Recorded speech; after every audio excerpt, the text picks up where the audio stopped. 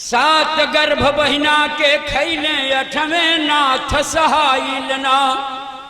जेल जन्म भय गिरधारी के निज मामा के मरले माथ। दूगो मामा, तीसरा मामा वही द्वापर में जे कर शकुनी पड़ गयो नाम।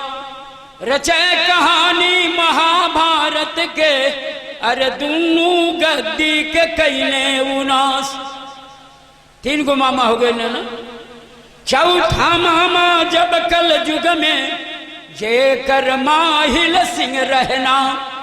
केहू राजा के गर्भन छाड़े सगरी गद्दी दिहलस बिगाड़। चार गो मामा। पांचवा मामा चंगा मामा जेकरा भय ने ये कोना। यही से उ गदी चलत बाना तब नहू के हो जैते नाश। चंद्रमा कम चुगला ना रहल। गौतम ऋषि ऐसे महान संत के धर्मेंद्र से चुगली कह के बिगड़वा दिले। जेकर दाग बहन उनके मेटल नहीं खे बाबू। चंद्रमा के ऊपर अब्बो दाग बा देखे नहीं सबे। ते पांच गो मामा ये संसार के रचना में प्रमुख हमें जौने रचना से संसार चलता बाबू। माहिर बंगला में बैठने आल्हा बड़ा स्वागत कैले। कहने कि मामा बड़ा सवेरे है का हाल चाल बा। माहिर कहलस कि का हाल चाल बा तोहरी जियले के धिरकार बा। आल्हा कहने कि का है भाई कौन गलती हमसे हो गई बा मामा। कहले कि हो तोहरी ऐसा धर्मात्मा महाबलवान ए पृथ्वी पर पैदा बा। आ काशी जी में चैतवारणी के स्नान लागल बा। देश विदेश के राजा जुटल बाने। आ महोबा के एगो चिड़ैयो ने खे गई। कहलस कि तोहनों की जेले के धिरकार बा। खाली युद्ध करब काशी में जे डुबकी चैतवारिणी में लगा ली ओकर मोक्ष प्राप्त हो जाए। आल्हा कहना कि मामा ठीक कहता रह लेकिन का करी हम। आरे घर ही तीरथिया बाट चारों मोर धाम। जबल चरणिया अपनी अरे माता जी के धोवत बानी। धोई के चरणिया अब पिए नहीं रोज राम। वही में तीरथिया हमके चारू धाम बाटे मामा।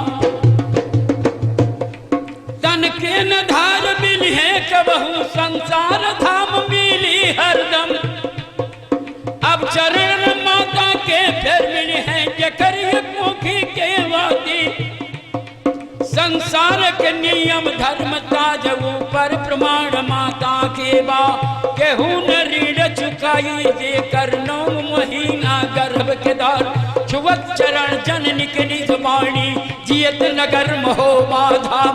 अजब ले जियत बाणी माई सगरी तीरथ यही दुबा। का काशी का मथुरा जाई का हम जाई द्वारिका धाम। यही जो तीरथ चारू बाटे चरण छुई रोज प्रणाम। आला कहले कि जकरी ऋण से कबो ऋण होखे के निके संसार में। चाहे संसार के सगरी धर्म एकत्र हो जाओ एक और माई के ऋण खड़ा हो जाओ तो वो ऋण के मुकाबला करे के धर्म को बराबर। महिला कहलस की तब विद्वान हो गई बा लकड़ी लगाए तो लागी ना है।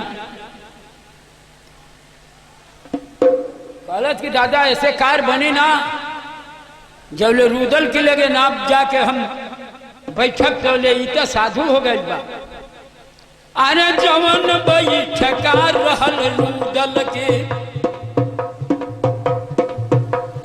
अरे रणधार के बनल बदन बान सुंदर रचना छतिरिया के बाण। पहुंचल मान माहिल परिहार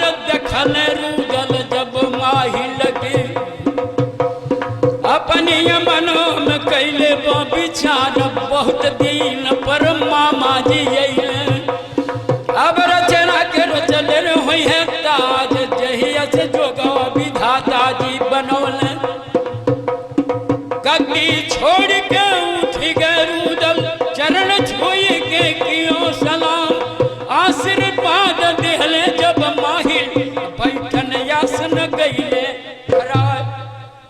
रुदल कहले कि मामा बहुत दिन पहले हाल चाल सुनावो जलपान करो। रुदल की कपारे ते परले रहे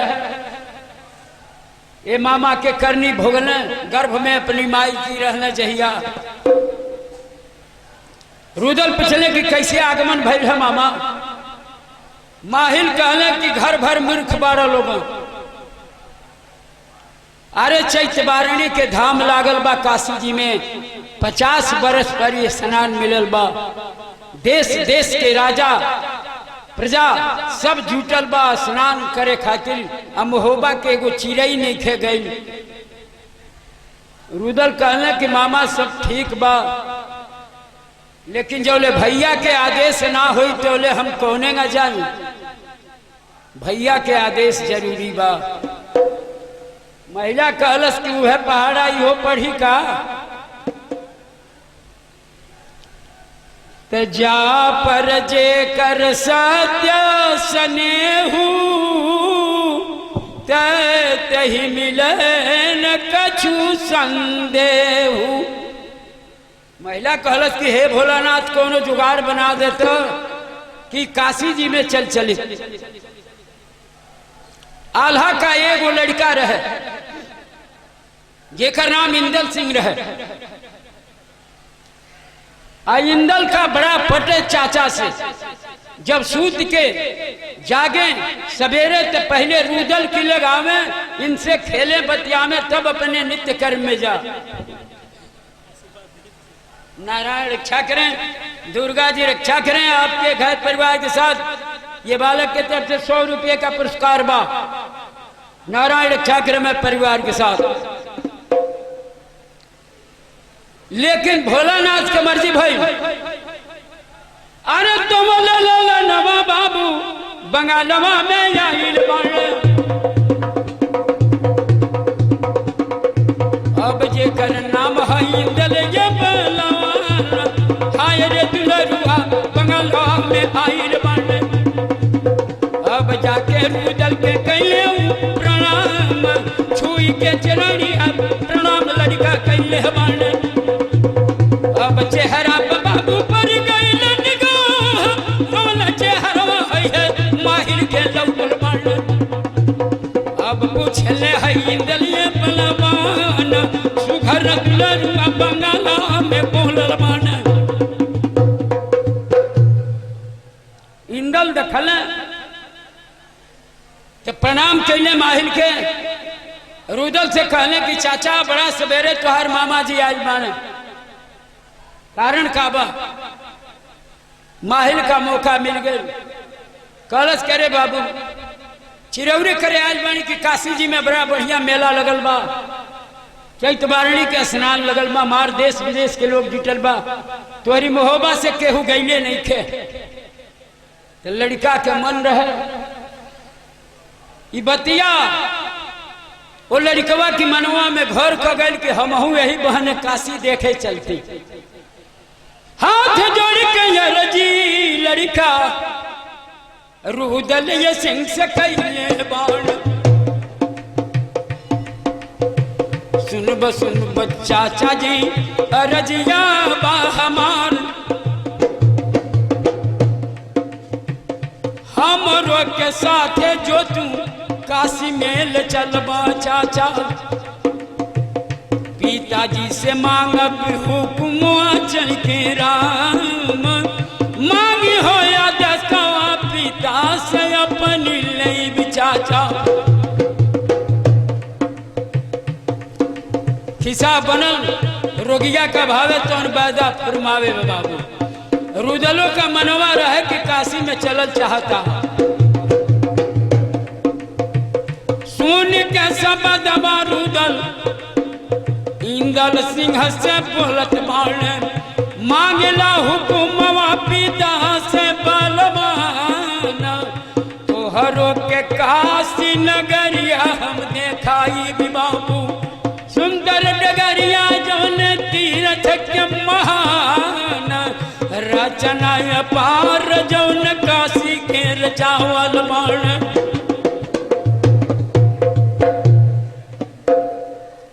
कहला कि अगर जो तुहार पिताजी हुक्म दे दी है तो तुमके जरूर ले चलो।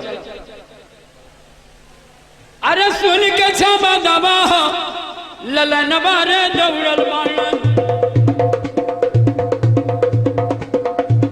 जवन बंगलवा आल्हा के बाण राम जौन बंगला बाबू आल्हा के कायम बाण।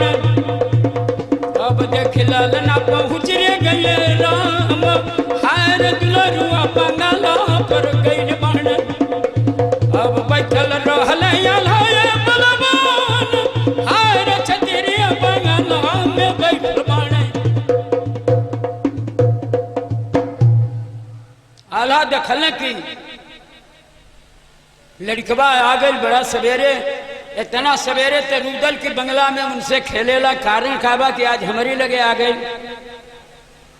इंदल जाके अपने पिता के प्रणाम कैले, प्रणाम करके हाथ जोड़ के खाड़ हो गई ने। आल्हा कहने के अरे भाई कुछ बोलो, कौनो खबर लेके आई बारह घर से कि खा बात बा कहा बोलत नहीं ख। इंदल कहने कि पिताजी एगो अर्जी बार उरा से हमार कि काशी जी के मेला देखे के मन करता, अगर जो चाचा के आदेश दे देती तो हम घूम आती। आल्हा बूझ गई ने कि लकड़ी तो मामा लगा दी। आल्हा का ही भाव मालूम हो गया कि लकड़ी मामा जी लगा दी। यह लड़का के अगर जो इनकार करता नहीं तो बड़ा कष्ट एकरा होई। कहने कि अपने चाचा के हमारी लगे बुला ले आवो। अरे भाग के दुलरुआ हो बंगालवा पर गईले बाबू जहाँ बैठ का रुदल के रहल राम। भाग के दुलरुआ बंगालवा पर गईले बाबू जागी के बतिया अब सुनो ले वाले यार तुहरा के याद चाचा पिताजी हो गईले बाण। भाई बुलाहट जबरूदल के अब बंगला से चली दिला बलवान पाव में पन नहीं अनारूदल पिन्हलया। अब भैया की लगे पहुँचल बन जाके सलमा कर लिया आल्हा के। आल्हा जी दिहल आशीर्वाद बोले लगल जबरूदल के। अरे सुन लो बाबू अरे जे हमार लकड़िया माया के बोले रे बाणन काशी में जई है कर तू स्नान सथवा में देवा सिंह के ले जई हो और ललनवा के लेके जई है राम। एको औरत मत घर से ले जई हो। आल्हा कहने की लड़का का मन बकाशी के मेला देखे के आदेश हम देता नहीं, लेकिन घर के औरत के कौन आ जाई हैं सन। तू जा डेबा जा लड़कवा के लेके जा स्नान कह के वो सागर से नीचे मुड़ी कह के जई है डुबकी लगई है। कोनो प्रकार के अनर्गल दृश्य मत डरी है। जौन तत्व अनर्गल होके जोने के कोनो अर्थ ना होके वो तत्व के देखिया मत। डुबकी लगा के घरे चली है। धर्म कर्म दोनों बचौले रही है। आदेश मिल गए बाबू। रुदल तैयारी कैले। महिला कहलस कि सथवे हमारी चलो। महिला का ही रहे कि वही घाट पर पहुंचा दे जहां बोर्ड लिख के टांगल बा। तो हमरा कहे के ना पड़ी कि पृथ्वीराज बोर्ड टंगले बाने जब देखी हैं आप बचे हैं तो इनका देहिया गर्म हो जाए।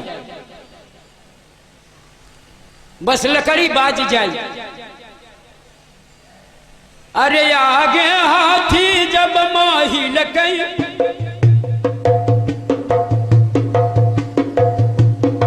पीछे चले रुदल बलवान अरल समाज संघ में बंगला से अब काशी के ढैलन जरा अरे सुंदर नगरी राज काशी के हमने जल जुगो बनले बनता हमारे ज्ञान यंग पर होला अब सुंदर रचन जोग परमाण सुंदर रचन राज काशी के अब मार्ग कठिन रह निज धार बीतल कुछ समय मार्ग में कुछ दिन बीतल दूसरा दिन सवेरे ये लोग काशी में पहुंचल तो माहिल आगे आगे हाथी लेके जा वही घाट पर पहुंचौलस दशाश्वमेध पर जहां बोर्ड टंगाई रहे सब समाज पहुंचल घाटन पर तम्मो गिरे रुदल सिंह का जब चुलदारी गिरल वीर कहीं सब से जोग पैया रुदल देवा से कहले कि भैया तू तम्मू में बैठा तन हम गंगा जी के प्रणाम कह के आवत बानी गंगा जी के प्रणाम करे गई ने सामने बोर्ड रहे रुदल के आंख परल सोचले कि कौन सूचना टांगल बात हम बाँच ली ऐसे खिलाफ नहीं खी न भैया कहले बाने के अनर्गल तत्व पर आंख मत लग जाई है का लिखल बात बाँच ली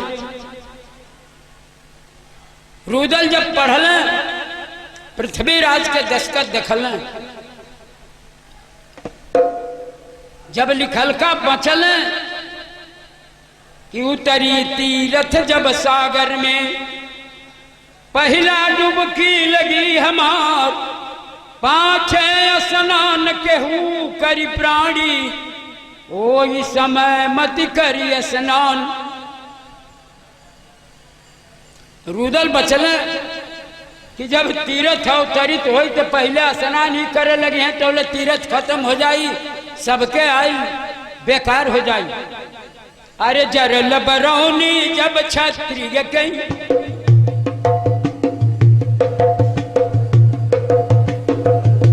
अब दोनों नेत्र लाल हो जाए अरे गर गर गर गर छुटल पसीना जब एड़न सैक चाहिए हर छिड़की लपट हाथ भर फेंक अब क्षत्रिय तुरंत जात गरमाय सोचे रुदल अपनी मन में अरे पाछे कर सागर के प्रणाम का हमारे तमो पृथ्वीराज के अब कहम तमो गिरावल बाय घुमल पछेड़ा एक बाली के माहिल राह बताओ बाय सुंदर गदिय राज दिल्ली के अब जे कर तमो जोग पर यार पावन राजा चूटल बाण अरे सब लोग करे जाई दरबार दौलत घोड़ा लेके रुदल अरे जब तम्मू पर पहुंचल बाय घुमल गर्दना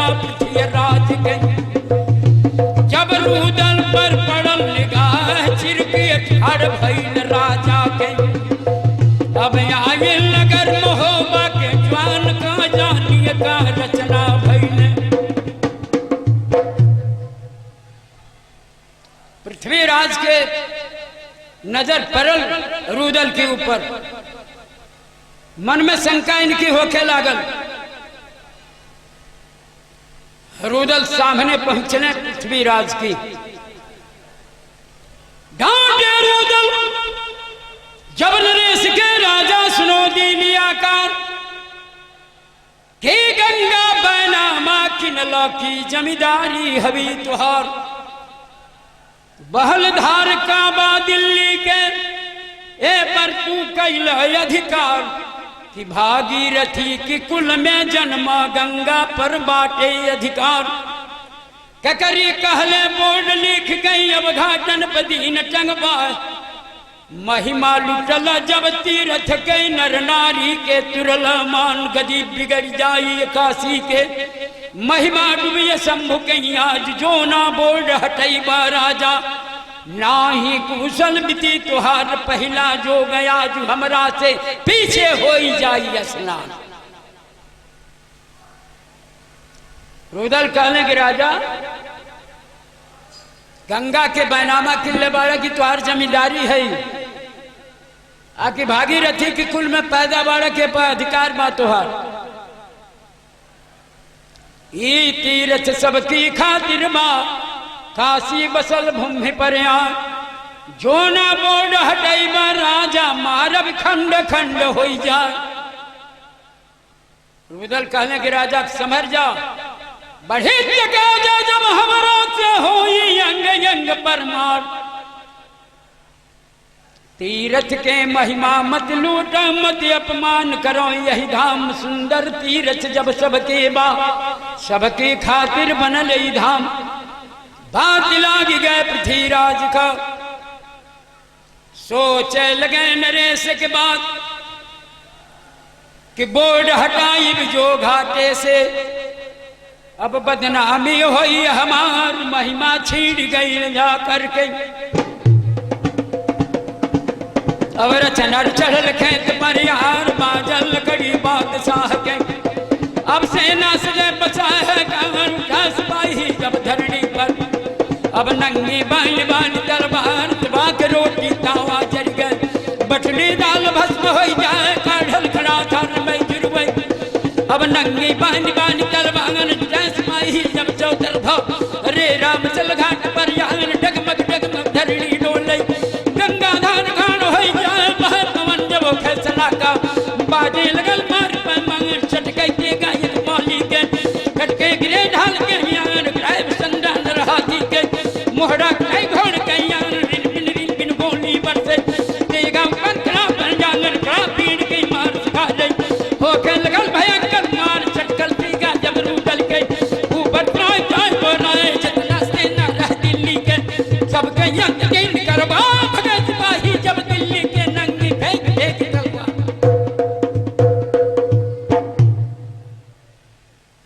जितना सेना देखें हमारे परशुराम मिश्रा जी जो आज के जजमान हैं दुर्गा जी के यहाँ यही जजमान अहिल्यापुर निवासी परशुराम मिश्रा जी की तरफ से ये 100 रुपये का पुरस्कार बा। नारायण रक्षा करें में परिवार के साथ जगत जननी जगदम्बा दुर्गा रक्षा करें। देखिए ये लाल बिहारी जी ग्राम निवासी बरेजी के तरफ से ये 100 रुपये का पुरस्कार बा। नारायण रक्षा करें में परिवार के साथ जगत जननी जगदम्बा दुर्गा रक्षा करें। भाग सिपाही खाले हटगा नंगी फेंक दीन तलवार हाथ जोड़ के कहने लगे राजा सुनिल अर्ज हमार नाम काट दलाल बही से अब ना नुकरी करब तुहार करब किसानी घर के ऊपर मेहर के झुलन बेच के खाओ ना हलाल बकरायत होई बेचे कर जग जाहिर तलवार धुआं न देखल बारूदन के अब नहीं देखी तोप के मार पड़ल दरेरा तलवारन के सब मन बढ़ी गई भराए कायम गदी राज दिल्ली के माटी रूदल दिए मिला। सिपाही लोग कहल के राजा अरे आज उड़े जो तनख्वाह पौले बाणी जा अपने अपने मेहरारू के झुलनी नथुनी बनवले बाणी जा उहे बेच के खाए के लेकिन हलाल होके नहीं खी जाए एको कटार रूदल के रोके के पावर केहू के लग नहीं खे। सेनापति मन बढ़ दिल्ली के अर्जे कर चौड़ा रहले नाम दिखे खानी सिपाही गई अब ते गालिया हाथ में यार लिया कटारी निज हाथन में और चौड़ा चढ़ल खेत पर यार बाजल देगा जब रूदल से हो खेल गल भयंकर मार दहिन दिखाते बावे मारे काटे लगल गेंद की ढाल ढाल काट गेंदन की गिर गए फुरिया घिरल भंग पर यार डगमग डगमग धरनी डोले ऊपर चढ़ल जोग पर पालन दोनों छतन के लड़ले से गर्दा उठल घाट पर यार माथा गए जब गर्दन पे रूदल महाराज भागल चौड़ा समर छोड़ के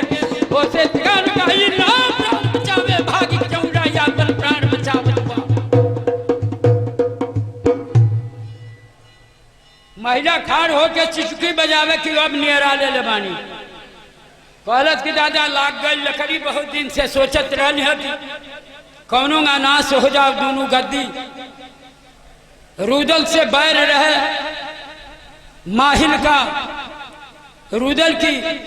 रुदल से माहिल की लड़का का एक बेर कुश्ती भइल तो माहिल की लड़कवा के अंग भंग कैले रहने, उहे बदला हरदम चुकावे।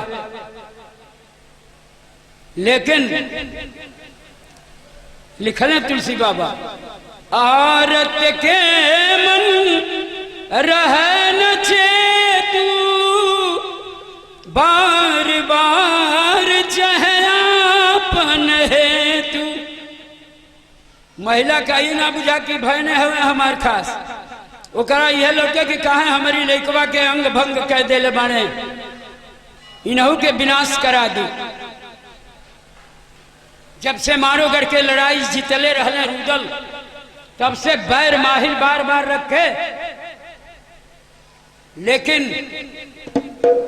माँ जगत जननी जगदम्बा दुर्गा के भक्त आल्हा रुदल अपनी गरिमा के बना के संसार के सागर में बाबू आखिर भटके संसार के सागर में, नहीं था मिलत नदिया के बाँ, पतवार जो हद में डूब जाइबा, नहीं घाट मिलत नदिया के बा। इस संसार के सागर है, एमे जे पौरे के सीखी वह पार होई, जे ना सीखी मलाह डूबी, नाव डूबी, पतवार डूबी, वो डूब जाई। अजे पौरे के सिखले होई पौर के पार हो जाई। कलिकाल के सागर में आयल बानी जा, एमे बड़ा संभर के रह के परेला। लेकिन औरत के बस जीव जौन बा ये माया के जाल में बन्हाइल बा बाबू। जौनेगा हमन का सिनेमा के फोटो देखा तानी जा, वहींगा नारायण हमनी के फोटो देखा ताने कि जीव का करता कोनेगा बा। ये संसार में भेजले बानी, वो में का कर्म का धर्म ही करता कोनेगा बा। ये मत जानी सब है कि हम स्वतंत्र बानी, कहीं आड़े लुकाइल बानी ना। ओकर 24 घंटा के नियम बाओ, आदमी रखल बाने राउर मिनट सेकंड के काम। धन्यवाद। ये बाबू गंभीरपुर निवासी राम जतन जी की तरफ से ये 10 रुपये का पुरस्कार बा। नारायण रक्षा कर मैं परिवार के साथ पृथ्वीराज दखले की युद्ध, सारा सेना दिल्ली के हमार मार जाई। जितना नर नारी रहे सबके मन में कष्ट रहे। वो बोर्ड टंगले के पृथ्वीराज विचार कहने की मानहानि हमार हो जाई, आदेश कहने की झगड़ा बंद हो जाओ, हम बोर्ड उतरवा लेतानी। बोर्ड के उतरवा दिले, थपरी बाजे लागल। जितना नर नारी जुटल है रुदल के जय जयकार होखे लागल। समय निराई बाबू और जहिया तिरथिया धरणी पयाए राम, साज के समझवा डुबकी सागर में जब लगावत बाण। तीरथ के धारा जहाँ बनी रे गई राम, सागरी समाज डुबकी गंगा में लगावताने। लागे तीरथ जब सागर पर सब लोग डुबकी मारत बा। अर बघवा बकरी एक संग मारे बनल जोग काशी के बा। सुंदर रचना राजधानी के विश्वनाथ जगती के धार। अपाजल डमरू कैलाशी के सबल कर लागल यश प्राण। देखिए फिर 10 रुपया के पुरस्कार चिगारू पंडित ग्राम निवासी अहिल्यापुर के तरफ से बा। नारायण क्या करें। देखिए है मिलिट्री मैन बाबू देवेंद्र नाथ मिश्रा ग्राम निवासी अहिल्यापुर के तरफ से रोज के नियम बा। यहाँ के 51 रुपये के पुरस्कार बा। यहाँ के रोज नियम बा, एको दिन यहाँ का छोड़ी लिए ना। नारायण रक्षा करें, दुर्गा जी रक्षा करें। मैं घर समाज परिवार के साथ काशी के स्नान लगल, सब लोग स्नान करे लागल, नर नारी जितना रहे। धन्यवाद, नारायण रक्षा करें, दुर्गा जी रक्षा करें घर द्वार के साथ। ये पुरस्कार 10 रुपये का है आपके तरफ से, नारायण रक्षा करें। जब सब स्नान करे लागल एक के साथे, रुदल स्नान कैले, देवा स्नान कैले, लेकिन लड़कवा तम्बू में रहे। आल्हा के लड़कवा जी का नाम इंदल है, तम्बू में रहे। मेला भयंकर लगल रहे, सब अपन अपन मन के सौदा खरीदे, मेला करे, नर नारी जुटल रहे। जब स्नान करके रुदल आ देवा तम्बू में आये लो, आल्हा के लड़कवा इंदल कहने रुदल से कि चाचा आदेश दो कि हमहू जाके माता गंगा के प्रणाम कैली, तनि स्नान कैली, पंच के दर्शन कैली। रुदल कहने कि अकेले तो के ना जाए दे, साथे देवा के लेके आ तब सागर में डुबकी लगावे जा। बड़ा विचित्र जगह है बा। धन्यवाद, दुर्गा जी रक्षा करी। मैं घर द्वार परिवार के साथ ये 10 रुपये का पुरस्कार आपके द्वारा, नारायण रक्षा करें। रुदल कहले इंदल से कि देवा के साथे ले ले, कहाँ कहाँ के प्राणी ये जो आयल बा, तमाम नर नारी जुटल बा, केकर कैसन निगाह बा। अरे रूप तो हर सुंदर धरणी पे रचाइल, अब जोग जतन जे कर संसार में सजाइल। और मेला नगरिया के डगरिया बनमुरे बतन के झुक जो जाइए ना, मनवा के होई है फेर तन के झुक जो जाइए ना। कहल कि अरे रचे विधाता तुह के बबुआ, सूरती रचे विधाता खात, का जाने कहूँ नजर लगा ली, अब न जइहा अकेले लाल। अरे शब्द सुन के जब रुदल के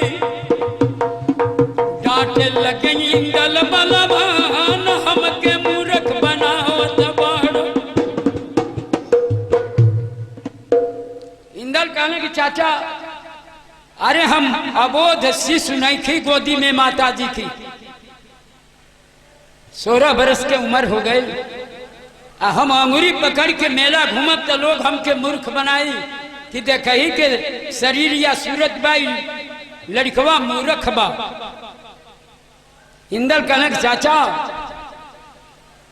अगर जो तुम्हारी मन में शंका होके तो हमार निगाह कुदृष्ट कौनो अनर्गल तत्व पर ना होई, इतो के जबान देता नहीं। माता गंगा के शरण में जाके स्नान करके तोहरी तम्बू में चली आई। चाहे केहू कितनो हमके कौनो ना चाही कि अनर्गल जगह से इनके कैद कैया तो मान के लेके जाए दे अकेले। अरे सुघर दुलरुआ हो कम्मू से बाबू निकल बाण, सुंदर सूरतिया ललना के बाजराम। आर नर नारी है सूरतिया निहारत माने, सबके निगाहवा इंदल पर बाण राम। हाय रे दुलरुआ गजब के तन पमले बाण, धन्य बाड़ी जननी जे दिहली जन्माया। सुंदर रचनवा है ओकर बनल रे माने, संसार धार देख लागल, लड़का के ताज लौके लागल। सुंदर गति